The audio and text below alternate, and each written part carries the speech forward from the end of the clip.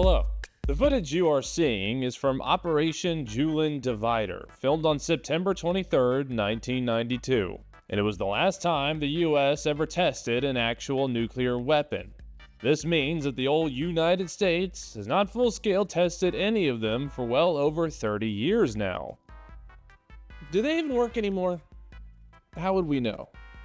What if everyone is just sitting on a big pile of duds that would make things super awkward by turning what would be thermonuclear annihilation into an exchange of giant lawn darts? 33 years is a really long time to not test a weapon system, especially when said weapon system is either going to be the thing that potentially prevents, or more likely causes, the end of the world. Fallout IRL the like and subscribe button, and let's talk about it. Also, let's see if I can actually say this word. Nuclear. All right, we're good. Now, obviously, no country is just going to say, well, our nukes don't work anymore. Sorry, guys. But how does the government know that the warheads sitting on top of ICBMs, in the bomb bay doors of stealth bombers, and in the silos of submarines will actually do what they're designed to do if someone presses the big red button? Nuclear testing used to be all the rage. There was a time when half the fun of going to Las Vegas was watching the bomb tests in between putting it all on black and then going to get the clap. Between 1945 and 1992, the United States conducted 1,032 nuclear explosion tests. The vast majority of them, over 900, were done at the Nevada Test Site, now known as the Nevada National Security Site. While many of these tests cause, let's just say, irreparable damage to hundreds of square miles of ecosystem, and hard to quantify levels of harm to the health of thousands, they were important to American grand strategy. As I've said in other videos in the past, the entire point of having a nuke is deterrence. Deterrence requires a real intangible threat. And the best way to show that your super weapons are indeed super weapons is by cratering the desert, the ocean, the outer space, and once in a giant hole outside of Hattiesburg, Mississippi. Probably good we stopped nuking Mississippi after the first one because I cannot imagine that place being any worse than it already is. Now, technically speaking, of the countries that have nukes, China, France, India, Israel, Pakistan, Russia, the UK, us, and North Korea, 5 have pinky promised they won't conduct any more nuclear tests because bad. India and Pakistan originally agreed, but then decided they wanted to scare each other with continued testing. Israel neither confirms nor denies that they have nukes, and North Korea just doesn't give a shit. But why don't we just test a nuke every couple years, make sure they're working okay? I mean, we test literally every other weapon all the time. Why not just a small one, as a treat? Well, back in 1992, the Cold War had just ended, internet porn hadn't been blocked in half of the United States yet, and Congress just passed the Hatfield-Exxon-Mitchell Amendment, which suspended nuclear testing for a total of 9 months. September of that year saw the Divider test, and the suspension was extended soon after. By 1995, President Bill Clinton announced to the world that the US would stop testing nukes, but only if everyone else did. This led to the Comprehensive Nuclear Test Ban Treaty, adopted by the UN in 1996, which was signed by the US, China, Russia, the UK, and France. While we did sign it, we never actually ratified it, meaning technically we aren't actually bound to it, but if we just flipped the switch tomorrow and added the 901st crater to the middle of the Nevada desert, probably would not be a good thing. If the United States started testing nukes again, so would everyone else probably. China only got about 40 tests under their belt before they had to stop, meaning they would really benefit from a green light to start up again. I know that your uncle at Thanksgiving probably thinks the Nuclear Test Ban Treaty is a bunch of liberal fruitcake conspiracy nonsense to destroy the United States, but just try to explain to him that nuance exists, and so do secondary and tertiary effects. Okay, great. We're all holding hands, singing Kumbaya, and the threat of nuclear annihilation is no more. Roll credits. Obviously, not the case. Before the Comprehensive Test Ban Treaty was even written, the US knew they wanted a way to make sure their shiny pile of nukes would go kaboom without actually making them go kaboom. That led to the start of the Stockpile stewardship program back in 1994, with the sole focus of making sure our nukes would still work without us needing to actually set any of them off. A job they are still performing as of today. and it is not an easy task. It's also their job to make sure the world knows this. Despite the majority of things about nukes being fairly classified, or at least somewhat not clear, the United States has ensured that if there's one thing about nukes it wants the world to know, it's that we have them, and they work, according to them at least. But you know what would be useful if any of them started to actually fall? Knowing how to gunsmith. And that is why I'm going to talk to you about today's sponsor, the Sonoran Desert Institute. SDI's online programs cover armor courses, gunsmithing, ballistics, woodworking, finishes, and even sports shooting management, which is mostly telling soccer moms to stop flagging their husbands with their Tiffany blue pistol. Plus, tools and materials are shipped to your door for hands-on practice. It's never been a better time to get an education that you can actually use on the job. You can check out my link here, sdi.edu/Justin-Taylor. Do not forget the hyphen, or just check out the link down in my description. See, that wasn't so bad. Back to the video. Components of nukes degrade over time.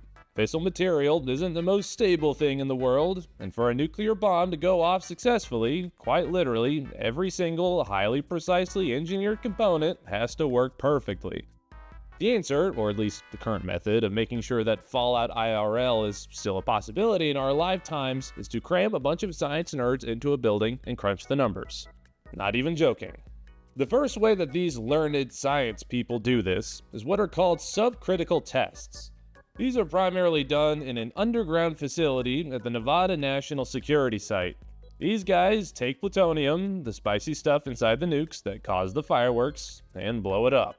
But not big bits of plutonium, at least not bits large enough that would cause a self-sustaining nuclear reaction. The goal is to see how plutonium behaves under extreme pressure and heat, just at a smaller scale. As plutonium ages, its ability to turn a major civilian population center into a nice flat pile of glass starts to come into question. Something about half-lives and alpha particles. By testing these subcritical chunks of the stuff, scientists are able to scale up the results to how they would react in the actual thing. Those subcritical tests are for testing to see how the nuclear warhead is going to perform, but nukes also contain a series of conventional explosives as a primer that set the entire reaction chain into motion.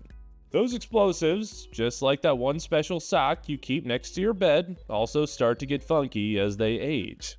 Now, those conventional explosives are much easier to test than bits of radioactive material. I mean, we use explosives in training every single day, but it doesn't mean that with these, we can't not keep an eye on them. Having one of 20 artillery rounds be a dud isn't the end of the world, but having one of your explosive charges in a nuke warhead be a dud is. Literally, because if we're using nukes, it's the end of the world, and also it's the end of the world metaphorically, because a lot of people are really riding on those explosives going off as they should.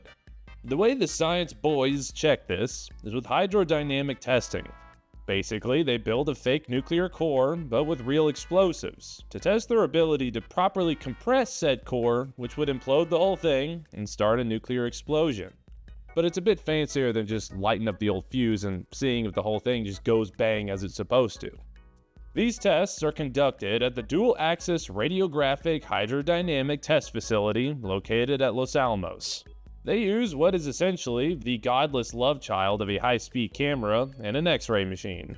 Able to capture 10 million frames per second, they are used to check for two very important things: detonator timing, making sure that all the priming explosives went off at the exact same moment, and compression symmetry, which makes sure that the same amount of force is applied equally across the entire core. Okay, so we've checked to make sure that the plutonium works and that the explosives that set off the plutonium also work. Does that mean we actually have a fully working nuke now? I mean, if we wanted to see if a rifle worked, we wouldn't just check to see if the firing pin wasn't broken and that the primer on the round was still in one piece. Enter laser fusion and high energy density physics. No, I don't know what that is either, but I will explain it nonetheless. This is a relationship built on trust after all. What this does, in short, is fire 192 extremely high-powered lasers onto a tiny piece of plutonium to better simulate the conditions that happen inside of a nuke. This is actually slotted to replace the subcritical testing, because it's able to simulate a fully critical explosion, but in a more controlled, shorter time frame than using actual explosives. This is how they gain information on secondary stage behavior, aka what happens when the whole thing switches from fission to fusion and things really get fun. Some of this testing is done with the Z-Pulsed Power Facility, aka the Z Machine. This monument to man's hubris can create temperatures of up to 4 million Kelvin and pressures up to 10 million atmosphere, while creating magnetic fields stronger than the inside of the sun. Honestly, this thing sounds scarier than the actual nuke itself. Jesus Christ. But these are the kind of conditions you find in the primary fission and secondary fusion stages of nuclear explosions. Now, the goal of this isn't so much to see what happens to the warheads when they explode. It's actually just to validate the other tests that we run. Because the number one way we see if our nukes actually work is by simply running a computer simulation of it. By using stacks and stacks of supercomputers, scientists are able to model down to the molecular level what happens if El Presidente decides Tajikistan needs to be turned into a parking lot. It's probably good they're using actual supercomputers, because the test that I ran on my laptop came up inconclusive. Because these models have such high fidelity, the tests are able to be manipulated at extreme levels of precision, with literal atom levels of fidelity, and run thousands and thousands of times. This is way faster, way cheaper, and way less fun than testing actual nukes. Of course, anyone who's played a dating sim on Steam knows computer results do not always match the real world, which is why we use the Z machine to validate these supercomputer tests, to make sure what's happening in the computer is what's actually happening in the real world. Now, hopefully this is not new information for you, but if the United States wanted to deploy a nuke, we wouldn't casually stroll into the Red Square, carefully place a nuclear weapon, and power walk out of the kill radius. At least not since we stopped training Green Berets on Halo drop inserts with a nuclear landmine strapped to their Ghibli bits. No, if the United States was going to use a nuke in 2025, or assumingly beyond that, they would use a missile. Kind of the whole thing behind missiles is that they go really fast and usually pull a few G's here and there. What that means is that the very sensitive components in a nuke have to be able to handle being strapped to a launch vehicle and fired out, sometimes even out of the atmosphere at speeds that are measured in the tens of times the speed of sound. Most nukes also don't actually hit the ground. They airburst at a very precise moment in order to maximize destruction, which adds a layer of mechanical complexity to the whole thing. Additionally, unlike in a nicely controlled lab test, the real world has things like humidity, heat, cold, and Disney adults, all of which are things that will have an impact on a nuclear explosion. That's why at the Tonopah test range in Nevada, and just random spots in the Pacific, warheads, minus the nuclear core, are fired, just how they would be in real life, to see how everything handles the actual journey of getting to ground zero. So with all this testing and the billions of dollars we spend doing it, is there really any concern that these things won't work? I would say yes. Call it cynicism, but being owned by the government for the first 10 years of my adult life didn't exactly instill the greatest level of confidence I have in things that are promised to work actually working. According to the Federation of American Scientists, while the global nuclear stockpile is gradually decreasing, there are still, according to their count, 12,331 warheads as of January 1st, 2025. Considering we peaked at over 70,000 just before the end of the Cold War, I'd say things are at least looking better now than before. That said, Russia is reported to be developing new kinds of nukes, and China is increasing its own stockpiles, so maybe things are about to get worse. I don't know, man. I'm tired. So what do we do about all these warheads just getting older? We can't beat the second law of thermodynamics, so can we at least find a loophole?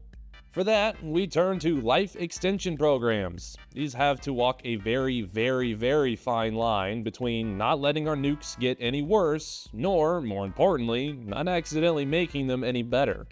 The trickiest part of that is with the plutonium pit itself. Typically, these are just inspected for degradation and then left alone.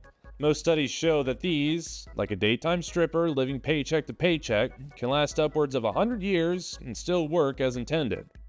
Now we can, and occasionally do, replace the plutonium cores inside of this thing, but as a last resort, and it takes about a mountain of paperwork that's enough to clear out an old-growth forest. The explosives that set off the core, though, are a different situation. They have much shorter lifespans, because they have to basically be absolutely perfect in order for the whole thing to work. The tolerance for any kind of faults in these things is basically non-existent. So while it will probably still go boom, it might not go boom in the precise way that would set off a nuke, making it useless. The explosives that surround the core have to perfectly align their pressures towards the nuclear material. Not only do they have to apply force at the exact right spot, but also at the exact right time. Any deviation in burn rates caused by the sticky boom stuff going boom means that those are the only things that will be exploding when the time comes. Now, it's not just plutonium that makes the whole magic happen. American nukes leverage neutron generators, which, as the name implies, injects a burst of neutrons into the nuclear core, right at the exact right time, which allows for enough free neutrons to help get the chain reaction going. This is coupled with a boost gas system, which, roughly speaking, does the same thing, and this helps make use of all the fissile material in the core, not just some or most of it. Without getting too much into the math, physics, and chemistry behind all of it, just know that these two extra parts make the explosion go from this to this, without needing to increase the amount of plutonium in the bomb itself. These are probably the most fragile, or at least most likely to fail portions of any given nuke, so they are regularly swapped out and even redesigned. New designs don't necessarily make the nuke's explosion any bigger, but they do replace maintenance requirements, and with some fancy deep state government marketing lingo, could be argued that they make them quote-unquote safer. But as we all know, the warhead on the nuke is just the pointy bit on the top of it. There's a lot more that can fail on these things than the part that just goes boom. This is the LGM-30 Minuteman III, the current iteration of American ICBMs, and was introduced in 1970. And while we have made improvements since then, and conducted testing of inert models of it, 55 years is still old as shit for anything that's supposed to be airworthy. That's why these are being replaced with the LGM-35A Sentinel, to be equipped with the W-87-1 thermonuclear warhead. But here's the thing, let's assume that even with all the millions and billions of dollars we put into trying to keep these things working, they still have, say, a 90 or 95% failure rate. That is still enough to basically end the world as we know it. If World War III begins or ends with a salvo of nukes, a 95% failure rate is still enough to literally cause the apocalypse. So if you're one of those people that think that the answer to geopolitical issues is to glass country X off the map, just know that it goes both ways. Luckily, my plan, if I have to witness the nuclear apocalypse in my own lifetime, is very simple because it requires only one bullet. And on that bright and shiny note, thank you for watching. I hope you liked the video. Please subscribe, and I will see you in the next one.